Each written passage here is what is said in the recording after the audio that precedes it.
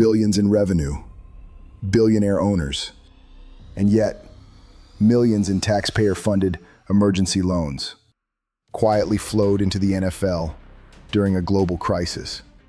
While small businesses were closing their doors for good, some of the most valuable sports franchises on earth were approved for money meant to keep mom-and-pop shops alive. This wasn't a rumor. It was legal, documented, and confirmed by federal records. Because when America's richest sports league taps into a program designed for desperation, it exposes how power operates when no one thinks they'll be caught. This is the NFL's hidden bailout case. April 2020. The Paycheck Protection Program launches with one goal: keep small businesses alive during COVID lockdowns. The rules seem simple. Businesses with fewer than 500 employees could apply for low-interest loans. If they used the money for payroll, rent, and utilities, the loans would be forgiven.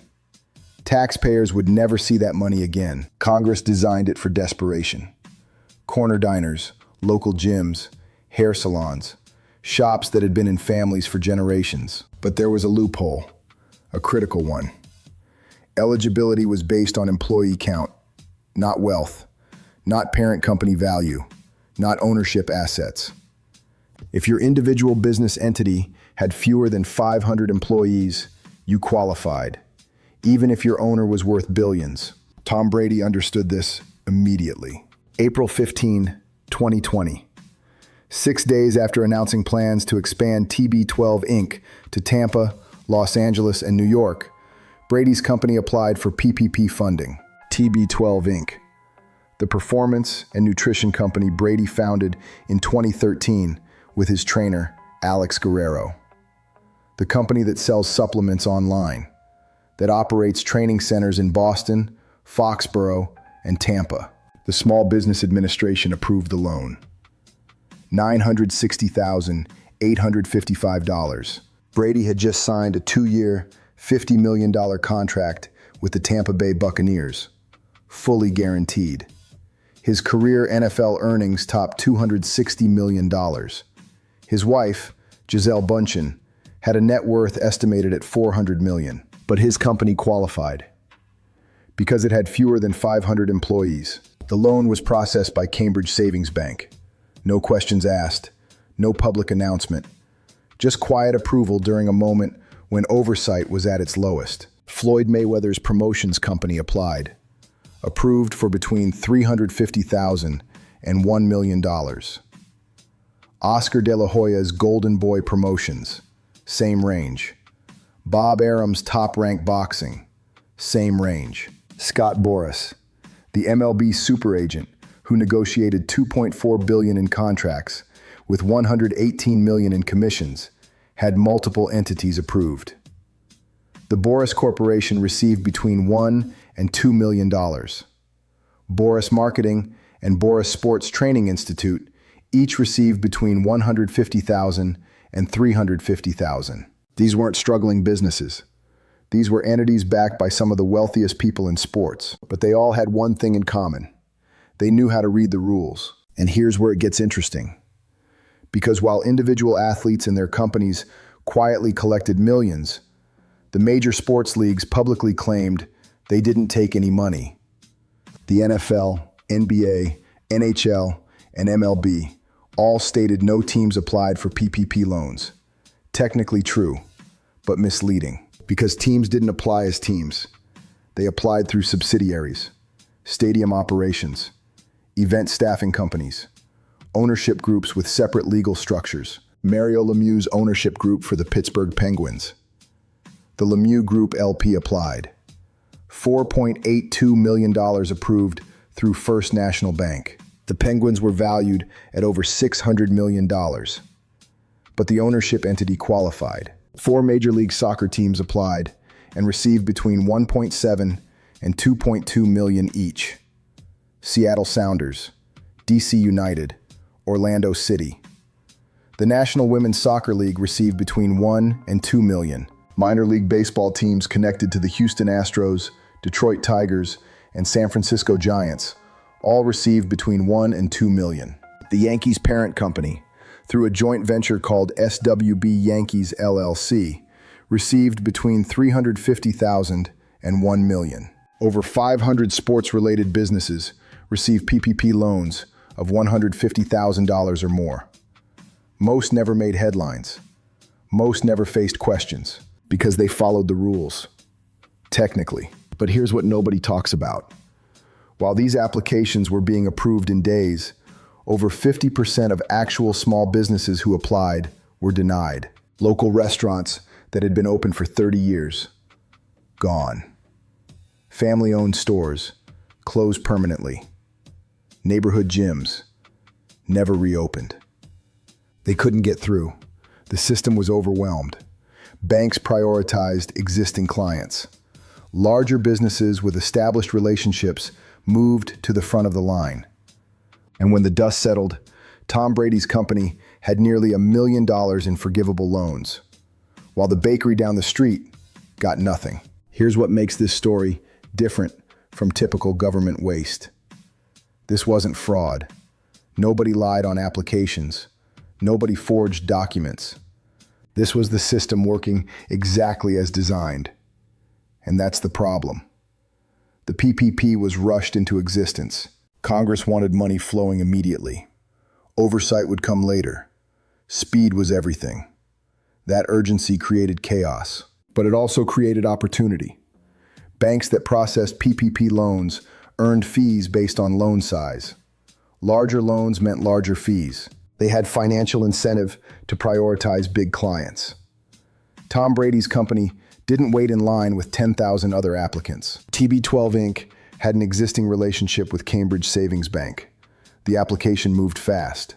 Same with the Penguins ownership group. First National Bank processed $4.8 million. The team continued paying executives and coaches. The loan covered payroll during arena closures. On paper, it made sense. The Penguins had employees. Those employees needed paychecks. The PPP existed to keep people employed. But here's the context nobody mentions.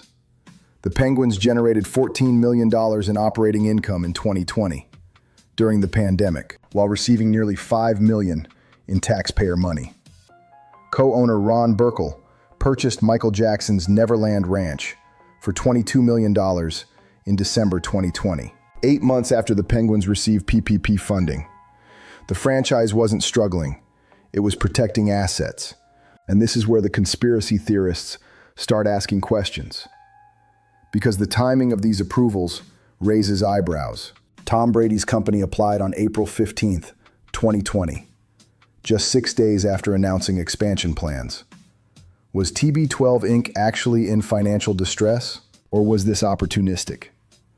The Small Business Administration released PPP data in July 2020, but they released it in broad ranges, between $350,000 and $1 million, between $1 and $2 million, between $5 and $10 million.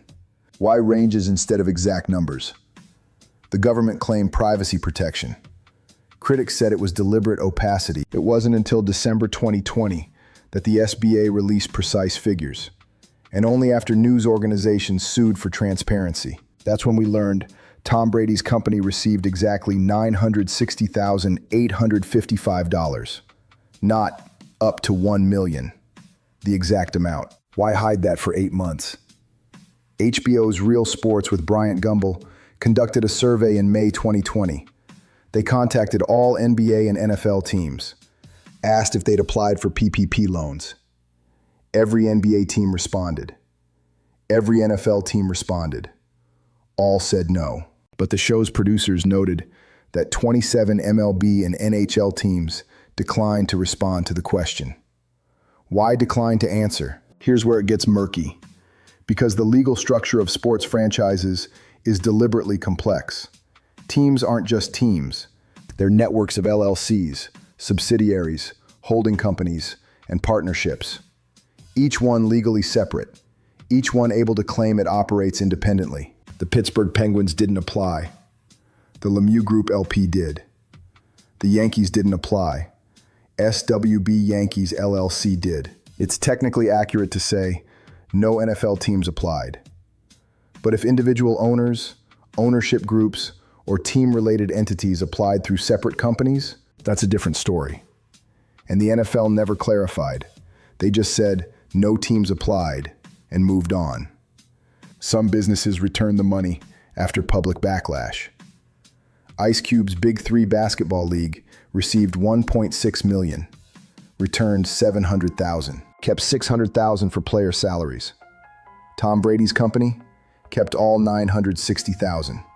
The Penguins kept all $4.8 million. Floyd Mayweather, Scott Boras, no indication any money was returned. None of them faced penalties. None of them violated rules, because the rules allowed it. But here's what nobody wants to admit. The Paycheck Protection Program wasn't designed with billionaire athletes in mind.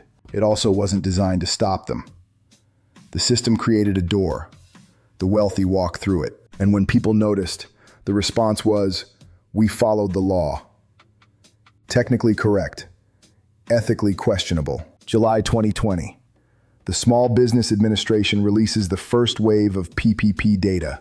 News organizations dig through the records. And the headlines start dropping. Tom Brady's company received PPP loan. Penguins took nearly $5 million in bailout money. Floyd Mayweather's promotions company among recipients. The reaction was immediate. Small business owners who'd been denied loans watched billionaire athletes defend taking taxpayer money. Fans questioned how teams they supported could justify applying for emergency aid designed for struggling businesses.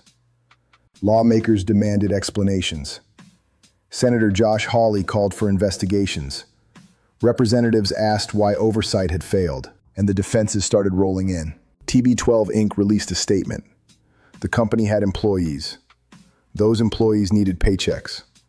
The PPP existed to keep workers employed. They qualified under the program rules. The Pittsburgh Penguins issued a response. Their arena had been closed since March. No event revenue.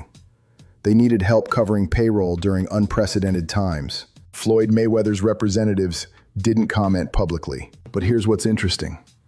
Some of these entities quietly returned portions of the money after backlash. Others didn't. And none of them had to explain why they applied in the first place. Because the system allowed it.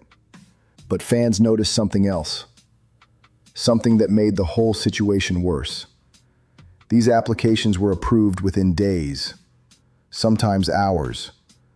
Meanwhile, legitimate small businesses waited weeks. Some applied in April and didn't hear back until June. By then, it was too late. They'd already closed. The disparity wasn't accidental. It was structural. Banks that processed PPP loans had relationships with large clients. Tom Brady had a business account with Cambridge Savings Bank. His application moved through quickly. The Penguins ownership group worked with First National Bank. They had established credit lines, existing accounts, and bankers who knew them. But the mom-and-pop restaurant that'd been in business for 30 years, they banked at a small regional credit union. Their applications sat in a queue with thousands of others. First come, first served meant the wealthy and connected moved to the front of the line. And here's where the conspiracy theories start to sound less crazy. Because some researchers noticed a pattern. PPP loans went disproportionately to businesses in congressional districts represented by influential lawmakers. An analysis by Fortune found high concentrations of PPP funding in New York and California districts. Specifically, districts where powerful members of Congress had oversight over the Small Business Administration. Was this coincidence? Or was access shaped by political connections? Nobody investigated deeply enough to answer that question. Because by summer 2020, the country had moved on to other crises. But the sports world couldn't ignore what had happened. Because it confirmed something fans had suspected for years. The system protects wealth, even during emergencies supposedly designed for the vulnerable. And professional sports, an industry built on public subsidies, taxpayer-funded stadiums, and collective bargaining that favors ownership, had no problem extending that protection during a pandemic. Some defenders argued these businesses genuinely needed help. TB12 Inc. operates training facilities, Those facilities closed during lockdowns. Revenue disappeared. Employees faced layoffs. But critics pointed out the obvious.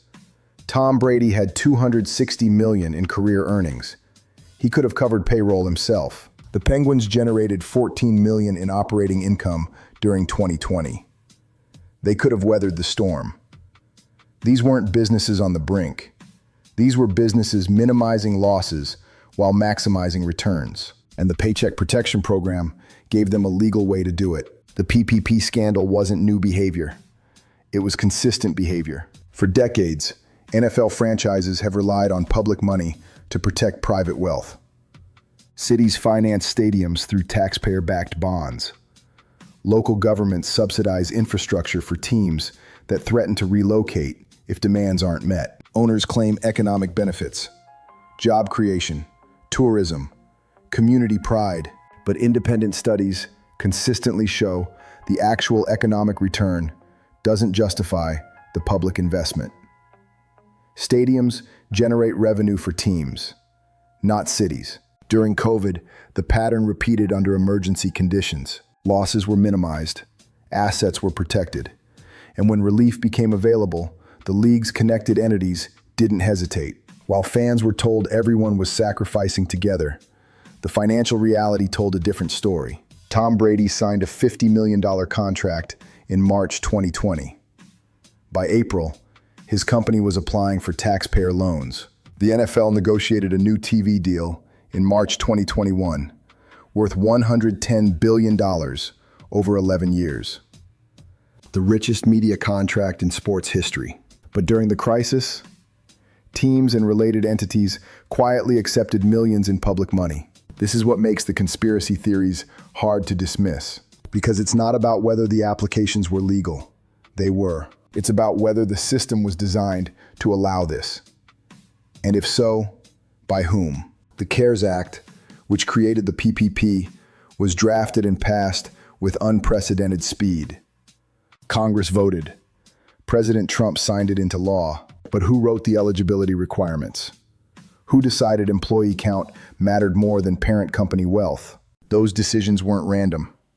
They were deliberate, and they created pathways for exactly this outcome. Some researchers believe it was intentional, that powerful industries lobbied for language that would allow their subsidiaries to qualify while maintaining plausible deniability. We're just small businesses trying to keep employees paid. Others think it was incompetence, that Congress moved so fast they didn't anticipate how the rules would be exploited. Either way, the result was the same. Billions flowed to entities that didn't need it, while businesses that desperately needed help were denied. And professional sports, an industry already built on public subsidy, had no moral hesitation about participating. Here's the part that bothers people most. Not one major sports figure faced consequences. Tom Brady wasn't fined. His company wasn't investigated. The Penguins didn't return the money, didn't apologize, didn't acknowledge it looked bad. Floyd Mayweather's company kept the funds. No comment, no explanation, because they didn't have to. They'd followed the rules. And when the rules protect you, accountability becomes optional. This is how inequality gets reinforced, not through obvious corruption, through legal structures that benefit those who understand them. Tom Brady had accountants who knew the PPP rules inside and out. They identified the opportunity immediately. The Penguins had lawyers who understood corporate structures. They knew which entity to use for the application. But the single mom running a hair salon, she didn't have that expertise. She filled out forms, waited, got denied. The system wasn't neutral. It was designed to favor sophistication, and professional sports organizations are very, very sophisticated. By 2021, the economy started recovering. Sports returned, stadiums reopened, revenue came back. The NFL negotiated that $110 billion TV deal. Franchise values continued rising. The Dallas Cowboys were valued at $8 billion. The New England Patriots at $6.4 billion. But the PPP money never returned. Tom Brady's $960,000, forgiven. Taxpayers absorbed it. The Penguins' $4.8 million, forgiven. Gone forever. Floyd Mayweather's loan, Scott Boras's loans, all forgiven under program rules because they'd used the money for payroll, met the requirements, checked the boxes. And here's what that reveals about the system. The Paycheck Protection Program was structured so loans would be forgiven. That was the point, but it created a moral hazard. If you knew the money would be forgiven, why not apply, even if you didn't desperately need it? Tom Brady's company wasn't going to collapse without that loan. TB12 Inc. would have survived. Brady had personal wealth to cover any gaps. But why not take it? It was free money, legal money, money the government was literally giving away. The same calculation happened across the sports industry. Why not apply? The worst case? They say no. Best case? Millions in forgivable loans.